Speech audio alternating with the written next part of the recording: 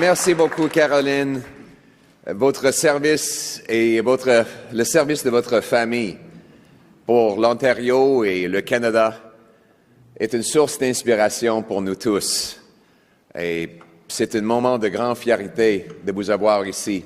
Évidemment, vous avez un patrimoine exceptionnel que vous avez en même temps que hérité, bâti avec votre famille. Et pendant cette période d'incertitude face à nos amis aux États-Unis, le symbole d'avoir une Mulroney avec nous pour se battre pour notre pays est plus fort que jamais. Merci beaucoup.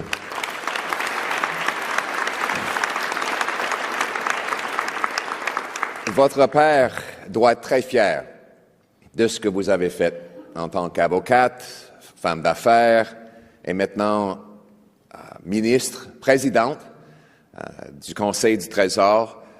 Et il doit être très fier de tous vos frères aussi. Votre père est une grande source d'inspiration pour tous en ce qui concerne la question de libre-échange. Évidemment, c'est lui qui a fondé le libre-échange entre nos deux pays. Sa sagesse serait précieuse aujourd'hui. J'aimerais bien pouvoir l'appeler pour chercher ses conseils, mais maintenant plus que jamais.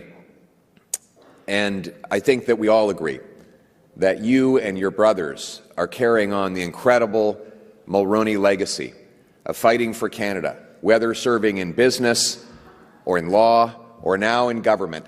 The Mulroney name lives on as a legendary force for good in our national conversation. Thank you very much.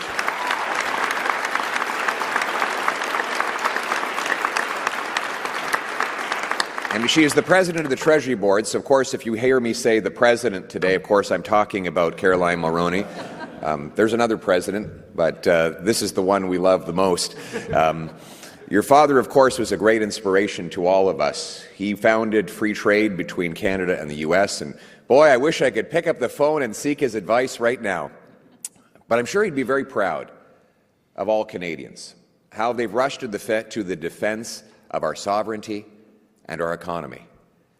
Canadians feel angry and betrayed and anxious after the President's unprovoked attacks on our sovereignty. We're left wondering how we can end the paralyzing uncertainty and what the future holds. We don't know what today's tariff announcement will bring, how long they will last, or what they will do. But whatever President Trump does, a bunch of things remain undeniably true. One, these tariffs are unjustified. Two, they will hurt people and businesses on both sides of the border. And three, Canada will obviously never be the 51st state.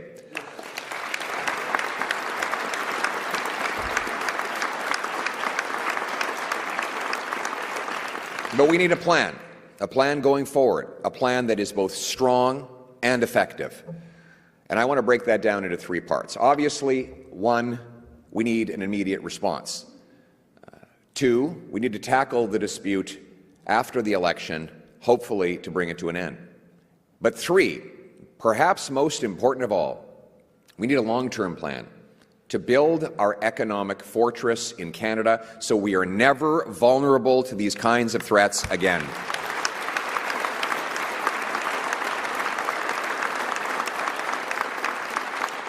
Tout d'abord, notre réponse doit être immédiate. C'est pourquoi il faut imposer des contre-tarifs et cibler des produits dont on n'a pas besoin, qu'on peut acheter ailleurs ou qu'on peut produire ici au Canada, chez nous, afin de décourager des attaques économiques des Américains. On doit aussi préparer pour les impacts sur nos entreprises. Notre réponse doit avoir comme priorité principale de garder les emplois en place. Une fois que le lien est brisé entre travailleurs et entreprises, c'est très difficile de le rétablir. C'est beaucoup plus difficile que les garder en place dans la première place. C'est pourquoi un nouveau gouvernement conservateur lancera un fonds pour la protection des emplois canadiens, un programme de prêts ciblés temporairement aux entreprises qui sont directement touchées par les tarifs pour aider à maintenir les travailleurs dans leurs emplois. First, our immediate response must be targeted reciprocal tariffs, targeted narrowly at those American goods we don't need, can make ourselves, or buy elsewhere to maximize impact on the Americans while minimizing impact on ourselves. Secondly, we must be prepared to protect jobs. Keeping Canadians working should be our top priority. And that's why we need to focus on maintaining the link. If a worker loses his job, it's much harder, longer, and actually more expensive for the government to try and get him back into employment than it is to try and keep him working in the interim period while this dispute is on. The Conservative government, if elected at the end of this month, will launch a Keeping Canadians Working Fund, a targeted temporary loan program for businesses that are directly hit, helping them keep workers on the job. Very similar to the type of program that John Baird initiated when we were in the Harper government during the great global recession, binding people to their jobs, keeping their paychecks going. While we can get through this trade dispute, will help keep the horizon bright and keep our economy stable. But where do we go from there? The second part of the plan is we have to try to end this trade dispute. There's no guarantee, but we have to try. Dès le premier jour de mon mandat comme Premier ministre, je vais proposer au président d'accélérer les négociations pour conclure un nouvel accord sur le commerce et la sécurité et remplacer l'accord Canada-États-Unis-Mexique. L'accord doit être renégocié l'année prochaine, peu importe. Ce n'est pas une question de si, mais une question de quand.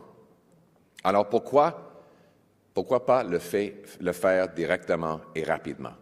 Pour éliminer l'incertitude des tarifs qui pèsent sur nos travailleurs et nos entreprises, il faut agir pour mettre fin à ce chaos.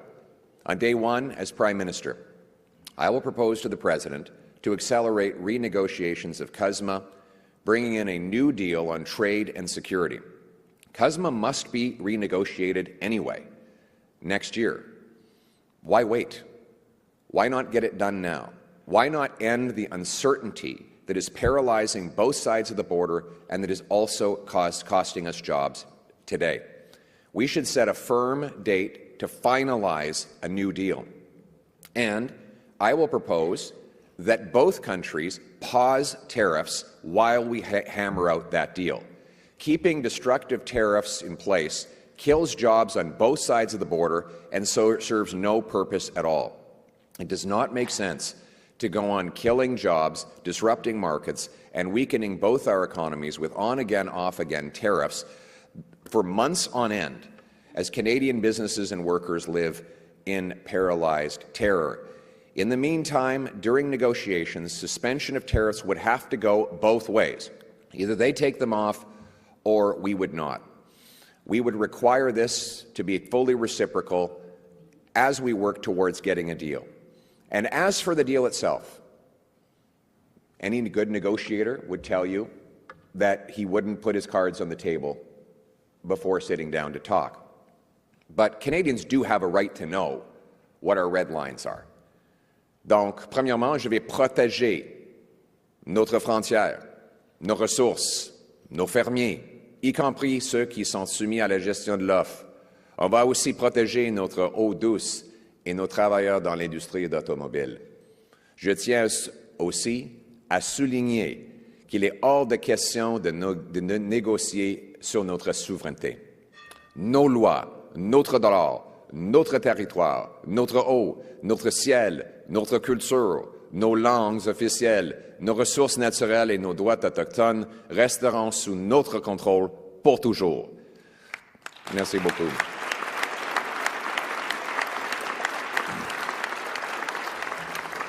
Mark Carney et Donald Trump sont unis dans leur opposition à la protection de la langue française. M. Carney veut le contester dans les cours, M. Trump veut le contester dans les négociations. Les États-Unis n'ont pas le droit de dicter nos lois linguistiques ou aucune autre loi canadienne. Le Canada est un pays fier et souverain. Ce n'est pas négociable. On va protéger notre souveraineté.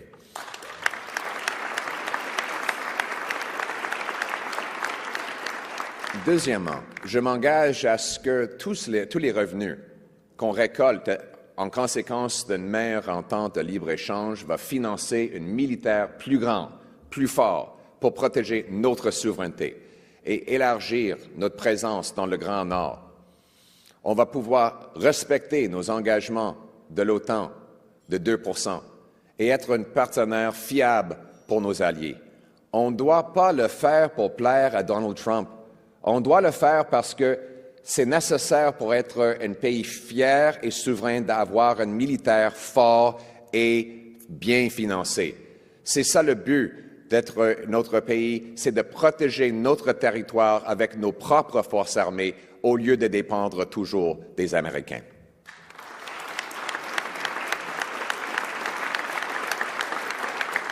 As I said, Canadians have the right to know what red lines I will draw in order to protect our country in these inevitable negotiations that any future Prime Minister will have and have quickly. So let me be clear.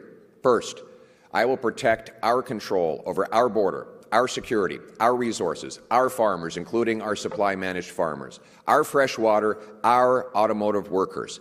Also, we will protect our sovereignty, our laws, our currency, our dollar, our land, our waters, our sky, our culture, our official languages, and our resources and Indigenous rights will not be under the control of any other country. This is non-negotiable. We will protect Canada's sovereignty in any negotiations.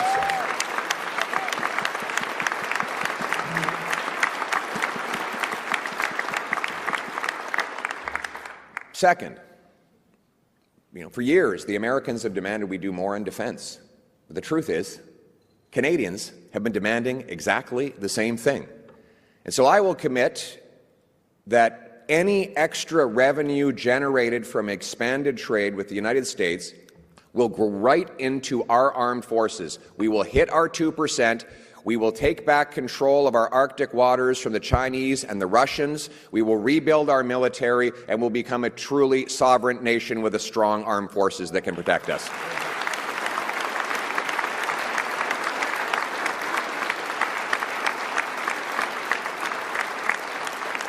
We will not do this to please President Trump. We will do it because it is right for Canada, especially in light of America's growing ambivalence towards NATO. It is important for Canada to step up and show its strength. Canada will carry its own weight. We will secure the North. We will put more boots on the ground, submarines and ships in the sea, and planes in the air. Americans will be able to sleep sound at night, knowing that we fully defend our North. It will also allow us to improve NORAD to deter, detect, and destroy incoming threats to our shared security. Third, while we will agree to work with the Americans to secure our border on fentanyl and illegal migration, I'll also demand that they do their part to stop sending illegal guns across our border that kill our people.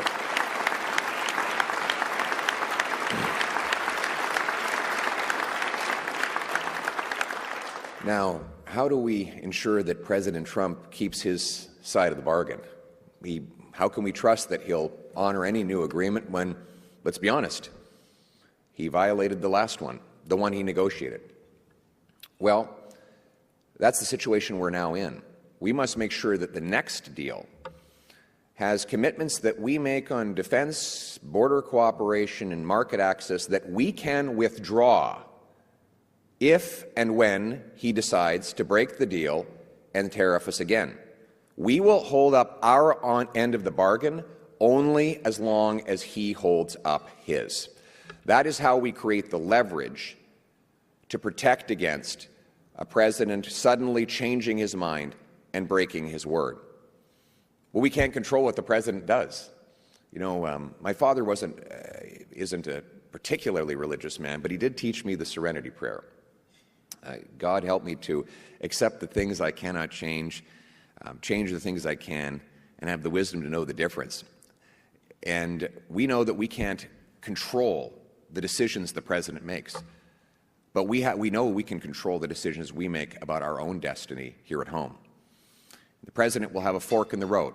Either he'll continue to hold the threat of tariffs over our heads for the next 3.5 years, or we'll secure a deal that provides permanent relief to our economies now paralyzed by uncertainty. We don't know which way he'll go, so Canada must be prepared either way. A renewed trade deal with the Americans would be ideal, but it's not the entire solution to our economy. A credible plan to deal with Trump must prepare Canada for growth with or without reliable trade with the Americans. Unfortunately, after the lost Liberal decade, we are in an unprecedented position of weakness. Our economy is stagnant. Our workers are poor. Our industry has been left exposed to President Trump's threats. And let's be clear about this.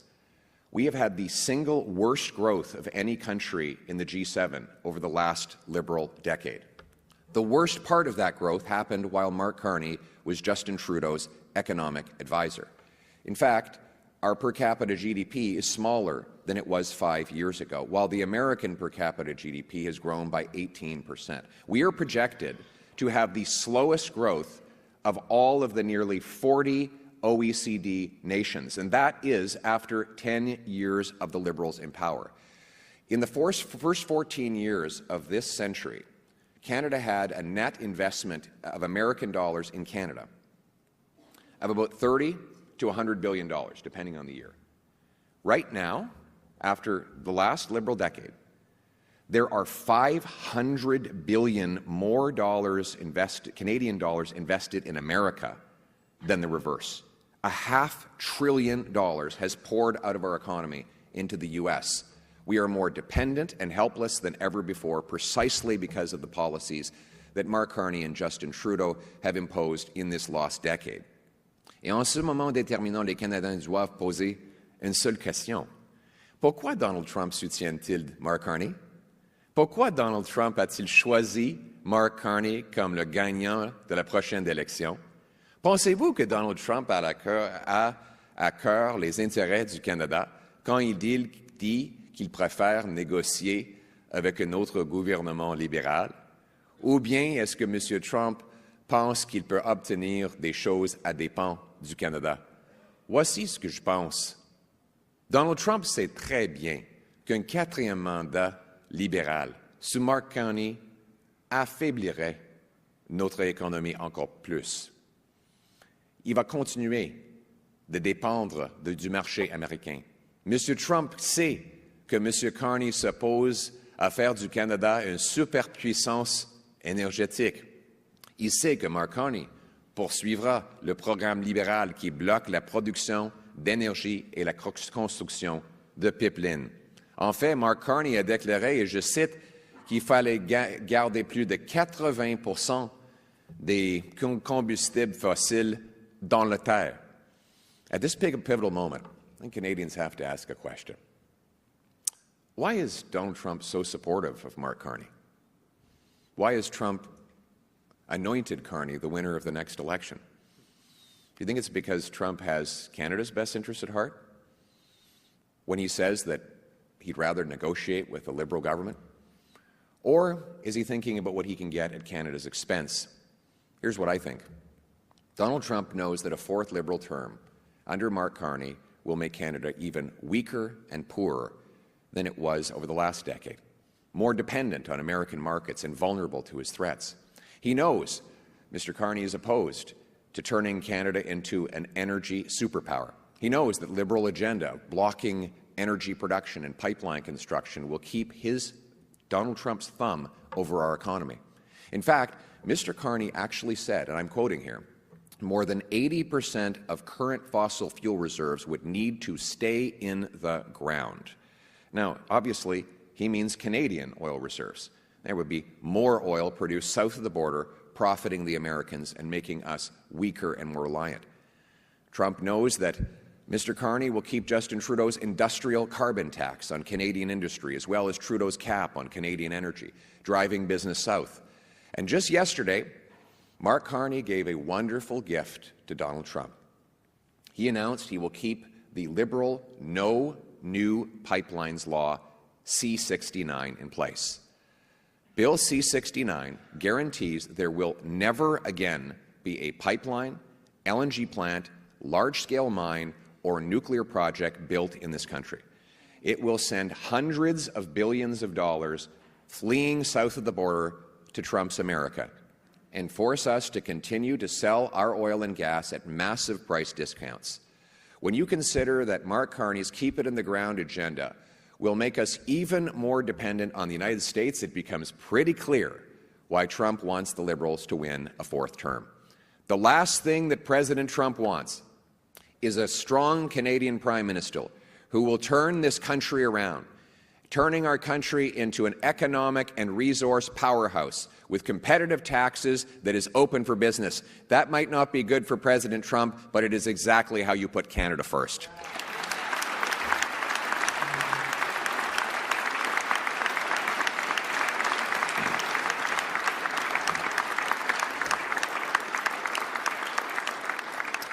The choice in the next election is clear.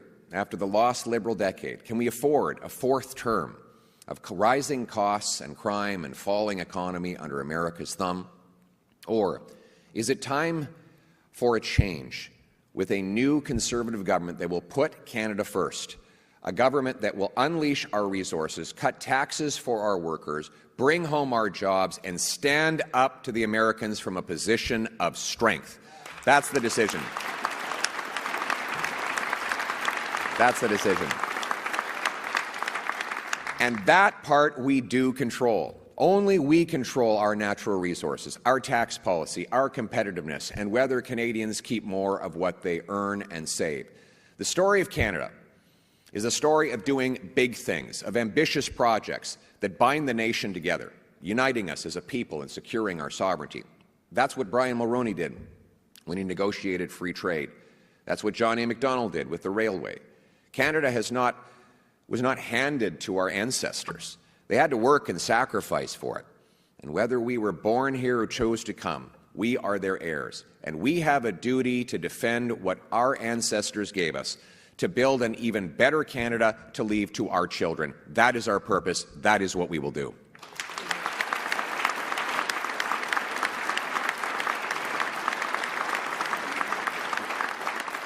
We need our country to think big again. It's time to challenge ourselves, because decline is a choice. But it's not my choice. I choose to build. I choose to grow. I choose to meet the moment with ambition worthy of the men and women who built this great country. My plan for the Canadian economy could not be more different than what you've seen over the lost Liberal decade of Carney and Trudeau. I've spent the first week of this campaign setting out ambitious and detailed plans to build our economy so we can stand on our own 2 feet and stand up against foreign threats. It's everything we should have been doing for the last 10 years, everything I said we should do over the last 10 years, and everything that Mark Carney has explicitly opposed over the last 10 years. Dès la première semaine de ma campagne, j'ai proposé une réduction d'impôt de 15% sur le revenu du travailleur moyen afin de récompenser le travail. Le baisse d'impôt pour le réinvestissement au Canada. Zéro taxe sur les gains en capital lorsque vous réinvestissez vos gains ici au Canada.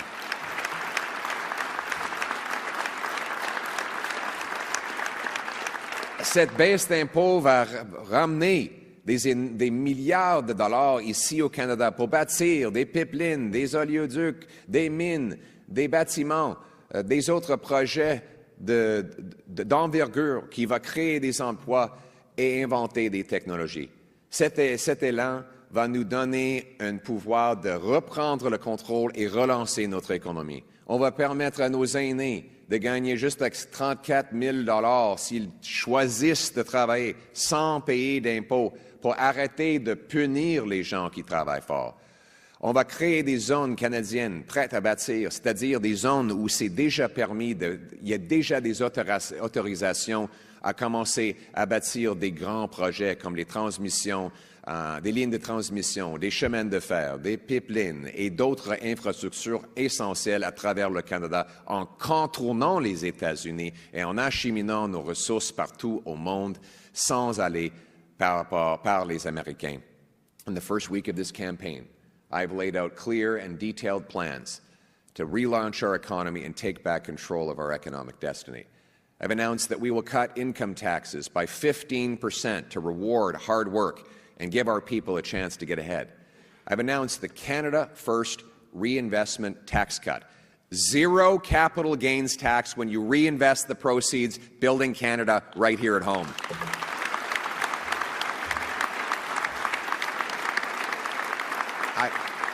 Think about this. Think about this right now. There is currently no incentive if you sell an investment today to reinvest it in Canada. You pay the same capital gains tax if you reinvest here versus sending it abroad. And in fact, because the taxes on your later investment are lower abroad, the business taxes and other taxes, there is a perverse incentive to ship money away. And that's why so much investment has left. Then there's the lock-in effect. Countless people hold on to tired old assets that they'd love to dispose of, but would face a walloping tax bill.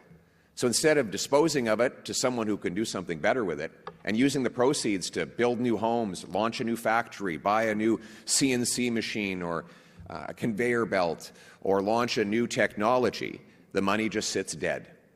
That's the lock-in effect. By allowing Canadians to sell existing investments and immediately reinvest it here in Canada, it will be like economic rocket fuel, launching our economy above and beyond the Americans, turning this into a dynamic, free market economy where we can show our strength and reward success.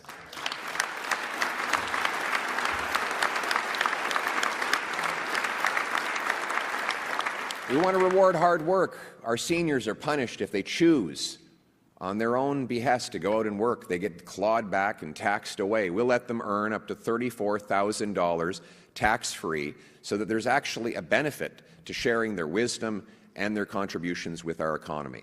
And we will create Canada shovel-ready zones, areas that are pre-permitted for construction before we even receive an application. The way it will work is that online we will publish the standards and specs required to build power stations, pipelines, LNG plants, and more, but with permits that are already legally binding and granted, so that companies don't have to sit around for 7 years tying up billions of dollars of capital, something that has dissuaded them from being here. After the Liberals killed $178 billion of projects, many companies won't even try. But if they have pre-permitting and absolute certainty, they can get to work and get their shovels in the ground.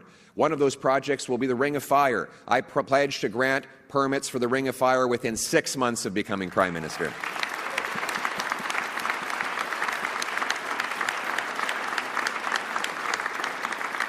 And we'll partner with President Mulroney and the team in the Ontario government to build that road so we can actually move the goods back and forth. I talked to a First Nations chief from up north who wants the Ring of Fire, and I said, "Are the shovels in the ground?" He said, "The snow shovels."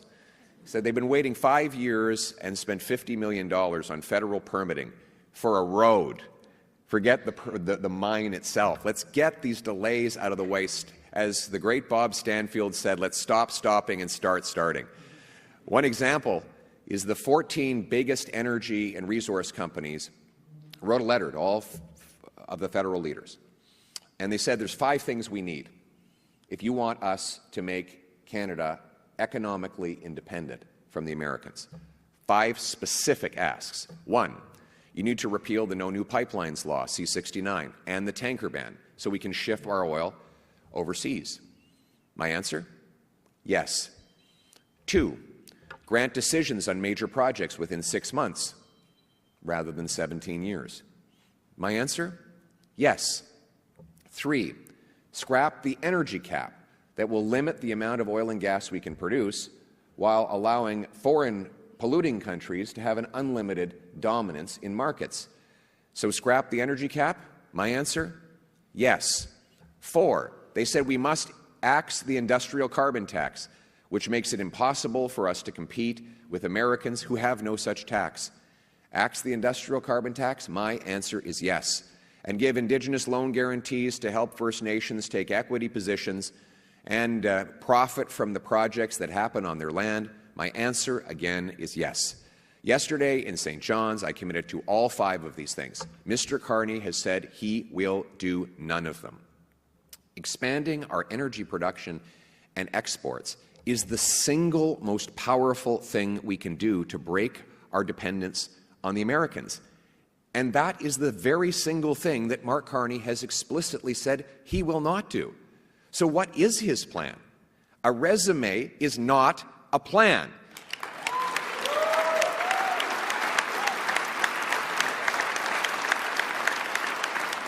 Nor is continuing with the same policies that got us into this mess in the first place. In fact,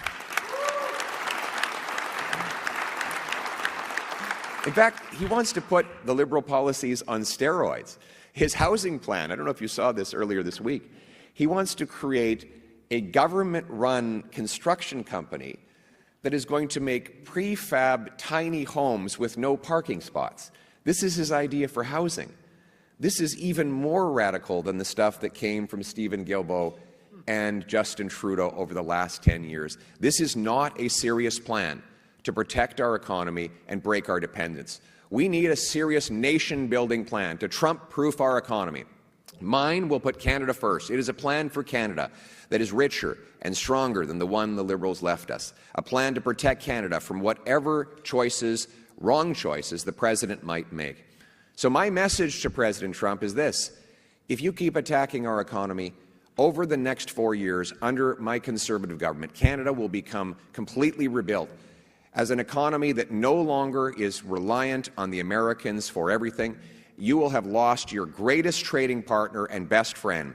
We will be a confident and strong country capable of standing on its own 2 feet, standing up to anybody that gets in our way, and moving forward to give our people back the Canadian promise.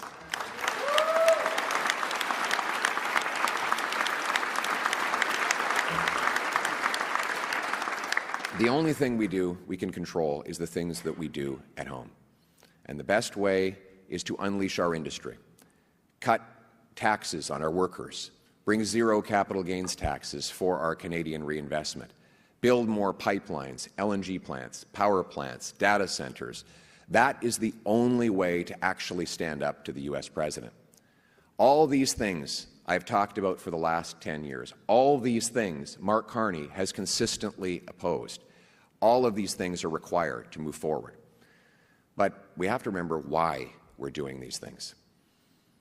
The point of these trade and resource and tax policies is not to win a debate in a faculty club or an economics seminar. What use is it to have a booming economy if our cities are unaffordable, unsafe, and increasingly unlivable? Some Liberal supporters and lobbyists have asked why I keep talking about the cost of living, housing, crime, and about the Liberal drug crisis instead of focusing exclusively on Donald Trump. My answer is this: the threat of the President's actions against Canada are serious, and I've proposed serious answers to those threats. But the struggles that Canadians are facing at home, the fear and the hurt that I hear everywhere across this land, those are real too. And I will not stop talking about these problems which predate Donald Trump and which will outlast Donald Trump if we do not act to fix them. Everyone is struggling with the cost of living. Young Canadians are stressed about never affording a home, bills they can't afford. Their parents worry that they might overdose, their children might overdose on fentanyl. And even those who are not afflicted with that scourge wonder how they'll ever move out of their parents' basement and have kids. Millions of Canadians have been living for years in what I call lives of quiet desperation. Their stories rarely make the evening news. So yes, I will be out there every day outlining my plan to protect Canada against American tariffs. But I will also unapologetically be out there talking about my plan to build more homes, get people off drugs and into recovery, fix the budget, keep inflation down, cap immigration so we never add more people than health care, jobs, and housing, get criminals off the street. We can do all of these things. We must do all of these things at the same time as we stand up to President Trump from a position of strength.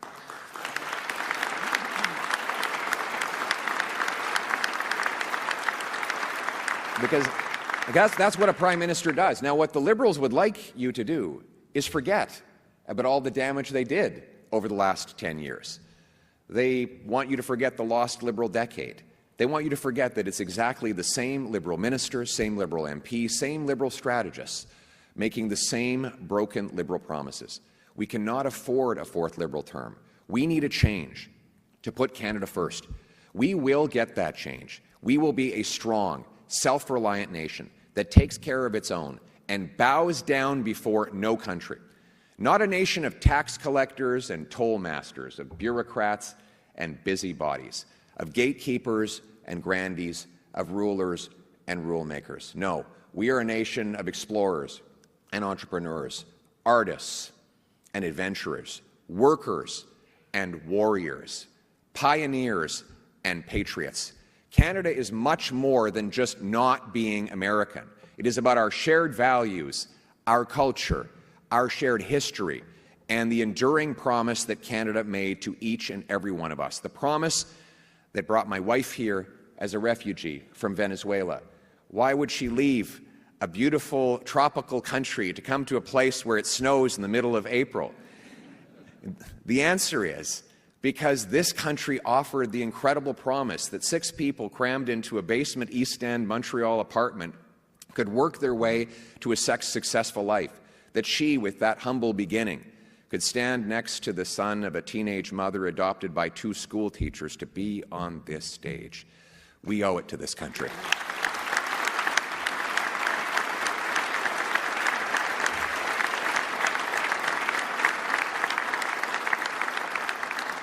My family owes this country everything we have, and therefore we have a duty to protect the same promise for those who will come after us. Canada needs a change to restore its promise. Canada is ready for that change. I am ready to lead that change. I am ready to be Prime Minister for our people, for our land, for Canada first, for a change. Let's bring it home. Thank you very much. Thank you.